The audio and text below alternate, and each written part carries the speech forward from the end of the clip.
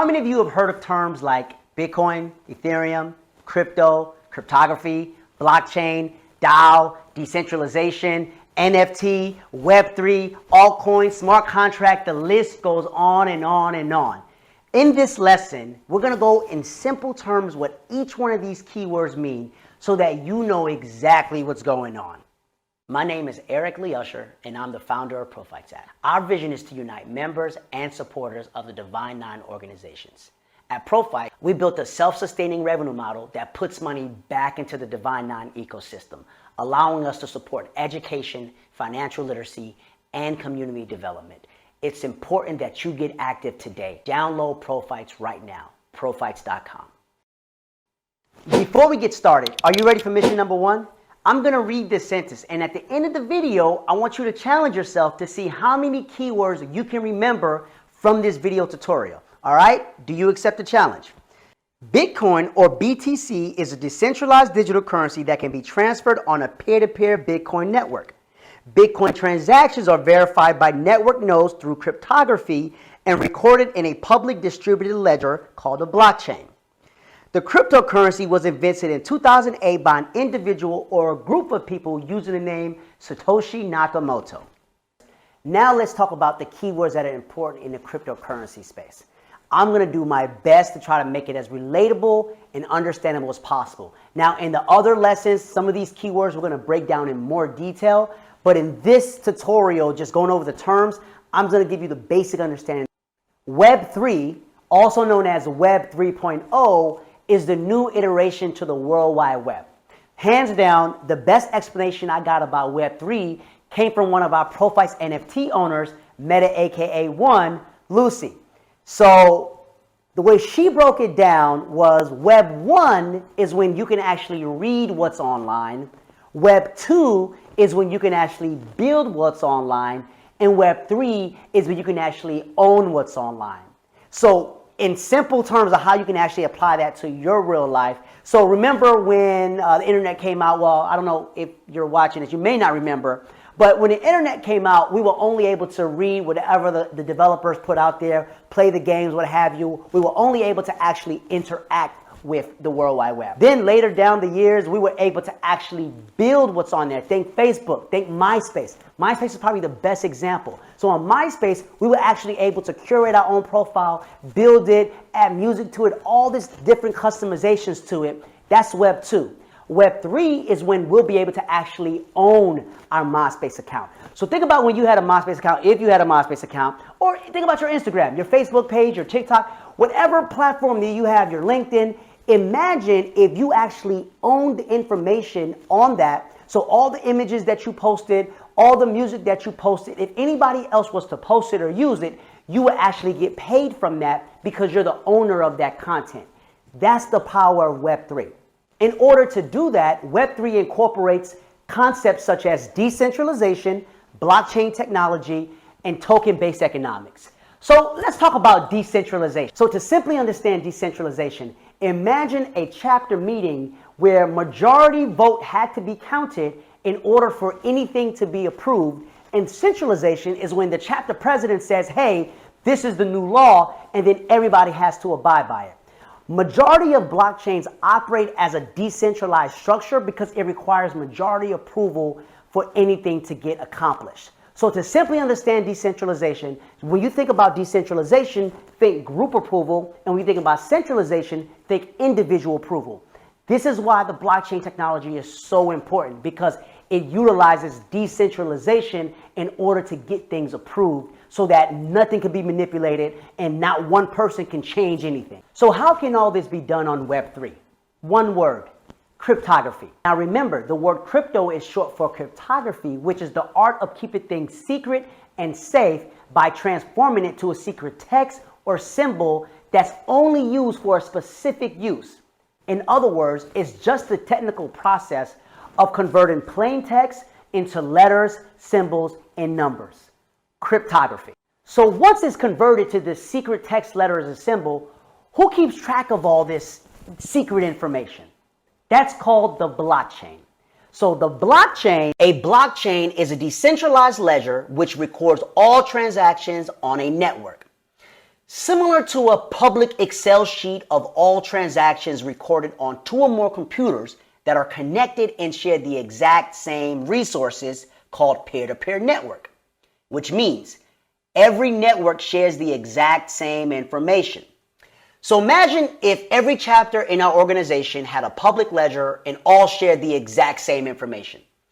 If one chapter decided they wanted to change or add something to this ledger, because of the blockchain technology, they would immediately be rejected. Because remember, in order for anything to change, majority of the chapters have to approve the same information so each chapter can then be updated with the same data. That's the power of a blockchain. Using this technology, we can confirm transactions without the need of a centralized authority. Blockchains can be used to transfer funds, settle trades, voting, and many other applications. Total transparency. So this is why a lot of countries are adopting this technology within their ecosystem. And they're doing that with cryptocurrency. So if you take the word crypto, which is short for cryptography, and currency, which is the medium of exchange for goods or services, and you put those two together and you marry it, you have cryptocurrency. That's all cryptocurrency is. It's taking cryptography and currency and merging the two. So cryptocurrency is a currency that is both digital and decentralized and secured by cryptography, which is nearly impossible to double spend or counterfeit because of the blockchain technology. So now that we understand what cryptocurrency is, how do you actually use this digital decentralized currency, right? A wallet, but a digital wallet, like the one you have in your phone or your computer. Now, this digital wallet is what stores all your crypto and your NFT, and it keeps it safe within the blockchain. Now, there are two different types of wallets. There's the hot wallet, which is online, that's normally software-based, and then there's the cold wallet, which is offline, that's normally on a device, similar to this. So what is the difference between a cold wallet and a hot wallet? A hot wallet is a wallet that is always connected to the internet. They allow you to store, send, and receive tokens. Hot wallets are linked with public and private keys that help facilitate transactions and act as security measures. While more convenient for quickly accessing your crypto, these wallets are a bit more susceptible to hacking and cybersecurity attacks than offline wallets, just as files stored in the cloud may be more easily hacked than those locked in a safe in your home. Cold wallet and cold storage. A secure method of storing your cryptocurrency completely offline. Many cold wallets, also called hardware wallets, are physical devices that look similar to a USB drive.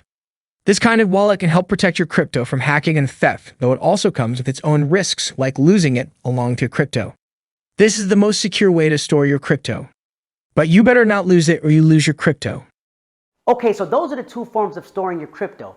Now, with a cold storage, you want to make sure you study the company that is selling you this USB, that is selling you this device, because there are a lot of devices out there that is really not as secure as you think they are. And we're probably going to go into those devices in a later video down the line, but just kind of give you a basis that don't just buy any old offline wallet. Don't do that. And now the most popular one that everybody is discussing is the hot wallet, which is what we know, which is the Coinbases, the Crypto.com, the MetaMask, the Binances, the FTX. Research those individually because each company has their pros and cons. So you want to make sure it matches something that's comfortable for you. Now, we utilize MetaMask because that just allows you to just open a wallet whenever you want. And that's the thing with the little fox. I'll probably put a logo right there. But MetaMask pretty much is a hot wallet that's also decentralized because it doesn't ask for any of your private information. But it's stored through your public key and your private key. So let's dive into what a public key and a private key is. Cryptography can be broken down into three different types: secret or private key cryptography, public key cryptography, or hash functions. These keys are how the wallets communicate on the blockchain. Remember, not your key, not your crypto. Private key, the encrypted code that allows direct access to your cryptocurrency. Like your bank account password, you should never share your private key. Public key, your wallet's address, which is similar to your bank account number. You can share your public wallet key with people or institutions so they can send you money or take money from your account when you authorize it. Hash, a unique string of numbers and letters that identify blocks and are tied to crypto buyers and sellers. The record of the transaction. All right, so remember, I'm going to repeat this again. Never share your private key with anyone. As a matter of fact, write it down in 3 different places, store it in places that only you know so you don't lose it. Because if you lose it, you lose all your crypto assets. All right? Okay, so then we have coins and tokens. So simply put, a token represents what you own. A coin represents what you're capable of owning. While crypto coins mimic traditional currency, crypto tokens are more like assets or deeds. So remember, a coin is what you spend, a token is what you own. Then you have altcoin. All altcoins are alternative coins, which is pretty much alternative to Bitcoin. So everything that's not Bitcoin is an altcoin because it's an alternative coin. That's it. It's just an alternative token. So yeah, oh, I have an altcoin, I have altcoin. That means you have a coin that's alternative to Bitcoin. Then you have non-fungible tokens, which are NFTs. And NFTs are digital authentication of ownership, whether it's music, image, video, MP3 file, JPEG, GIF, what have you. It's a digital authentication of ownership. And remember, non-fungible means it can't be exchanged for the same value as something that's fungible, like a dollar bill. A dollar bill is fungible because it could be an exchange. If I give you $1, you're going to give me 4 quarters back. That's fungible. If I give you an NFT, that perceived value is based off of the value that you give it and the value that I give it, which makes it non-fungible. What makes this cool is it utilizes the same technology as cryptocurrency, which makes it hard to duplicate and hard to counterfeit, which is why NFTs are so popular and a lot of companies are starting to adopt it because they're starting to realize that they can use this technology to protect their IP. Then we have Ethereum. So I'm only talking about Ethereum because Ethereum is the second largest cryptocurrency outside of Bitcoin, which is the first, and ETH, and a lot of companies are utilizing their blockchain because they were kind of one of the first ones to really master the smart contract technology, which allows you to have some parameters in place and the blockchain and the blockchains will automatically execute that. What makes Ethereum so cool is it's a decentralized open source blockchain with smart contract functionality, which means anybody can participate within the Ethereum ecosystem because it's open source. They established a peer-to-peer network that securely executes and verifies application code, which is called the smart contract.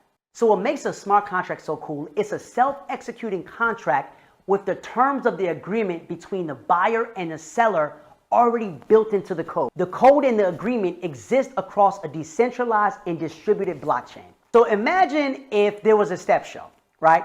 And the prize money for the step show was $1,000 for the fraternities, $1,000 for the sororities, right? So prior to the step show starting, we built into a smart contract that whoever has majority vote receives the money. So then we would go ahead and write that line of code saying, all right, whichever organization has majority of the vote would instantly get the money, regardless of what transpired with the step show. Right? So then you execute that smart contract, you put it on the blockchain, you attach the wallets, and immediately after the after the step show, based off who won that step show, that money will automatically be sent to the winner because the smart contract executed the contract on your behalf. So it doesn't, you don't need a recount, you don't need a revote, you don't need any of that stuff, because the smart contract executed it for you, which eliminates human emotion and human error. Then you have the DAO, DAO, Decentralized Autonomous Organization. Don't worry, we have another video that goes over how the DAO structure works in the next lesson, so continue to watch these videos. But a DAO is a community-led entity with no central authority. It's fully autonomous and transparent, utilizing the smart contract functionality to execute everything on its behalf. So in other words, it's a foundation that has a set of rules and guidelines that you have to abide by that's already written into the smart contract that no one person can change. It requires majority vote of approval in order for anything to change within the DAO structure. And the best part about it is it's all public and it can be publicly audited, which means everything that happened within a DAO structure, everything you do within that DAO is tracked. So that's kind of what's cool about what we're doing with the Profis NFT. So everybody that purchases a Profis NFT will be inputted into the DAO, the Decentralized Autonomous Organization, and they'll be given one vote to determine where all the grant money that we're pooling goes to for our Profites app members. So in the other video, we're going to really highlight the power of a DAO. So it's really important that you pay attention to it, because after watching that video, you may want to purchase one of those Profites NFTs really fast. Because remember, we only have 1,000 available per organization, and every year we're only releasing 100 every year. Now, when you see gas, all gas is similar to like the gas you put in your car. It's pretty much the fuel you need in order to keep going. The way gas works on the blockchain system is when you have different miners, which is people that are validating your nodes and validating your transactions, they're using their computer power. They're using electricity. They're using energy. So because they're using that energy, that's a cost that they have to pay. They pass that cost over to you in gas fees, which helps pay for what they're doing. So that's all gas fees are. So don't get, all emotional about gas fees. Understand, when you're paying a gas fee, you're paying somebody to validate the transaction that you want to happen on the blockchain so that it could be shared with all of the blockchains. It can be shared with all of the nodes, all the computers. So that was a lot of terms to cover. I hope it was digestible. I hope you were able to actually understand these terms and we were able to break it down in simple terms.